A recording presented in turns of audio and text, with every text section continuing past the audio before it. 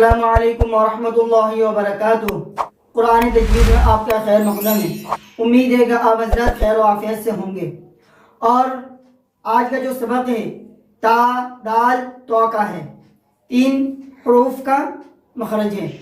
اور جنہوں نے پچھلے ویڈیو نہیں دیکھی ہے وہ جا کے دیکھ لیں۔ میں نے اس سے پہلے جو حرفوں کا جو مخرج بتایا ہے وہ یاد کر لیں اور ذہن نشین کر لیں۔ اور جنہوں نے اب تک میرے اس چینل کو سبسکرائب نہیں کیے ہیں وہ سبسکرائب کریں، شیئر کریں، لائک کریں، تاکہ آنے والے جو نیکسٹ ویڈیو ہے وہ آپ تک پہنچ سکے اور آپ اس سے فیض حاصل کر سکو۔ تو میں نے آپ کو بتایا تھا کہ آج کا جو سبق ہے تا دال اور تو کا ہے۔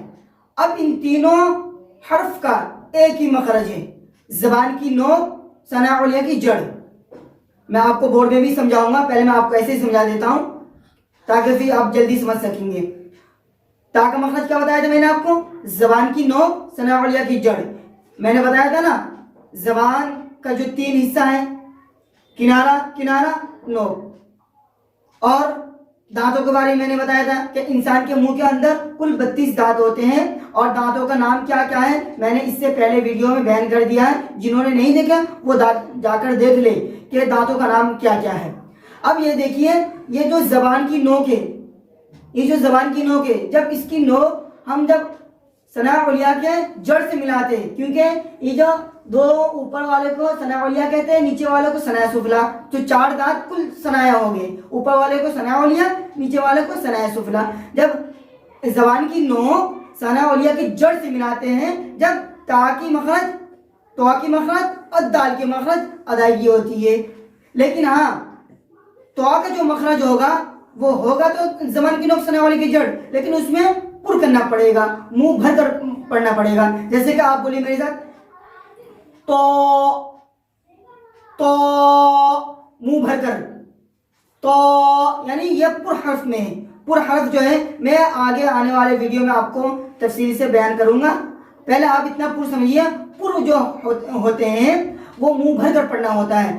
دال کے جو مخرج میں نے بتایا تھا آپ کو، زبان کی نوک ثنا علیہ کی جڑ، جیسے کہ دال۔ تا کا کیا ہے؟ تا، سمجھ گئے؟ اب بورڈ میں آئیے میں آپ کو سمجھا دیتا ہوں۔ اب یہ دیکھیے مخارج کا بیان، تا دال اور تو، زبان کی نوک ثنا علیہ کی جڑ، تینوں حروف کا ایک مخرج ہے، لیکن تو پر حرف ہے، اس کو منہ بھر کر پڑھیں گے۔ جیسے کہ میں نے ابھی آپ کو بتایا تھا نا کہ تو جو ہے پر حرف میں ہے، پر جو ہے جب بھی کوئی سا بھی لفظ پر ہوتا ہے تو منہ بھر کر پڑھنا ہوتا ہے۔ باقی جو باریک ہوتا ہے جیسے نارمل آواز سے ہم پڑھتے ہیں، اسی کو ایسے ہی پڑھیں گے۔ اب اتنا بات آپ سمجھ گئے، کلیئر ہو گیا؟ اب یہ دیکھیے آنے والا جو ویڈیو ہوگا وہ میں اس کے بعد جو ہے ضاد کے مخرج سے شروع ہوگا، جتنے مخرج باقی ہیں وہ ہمارا پورا ہو جائے گا۔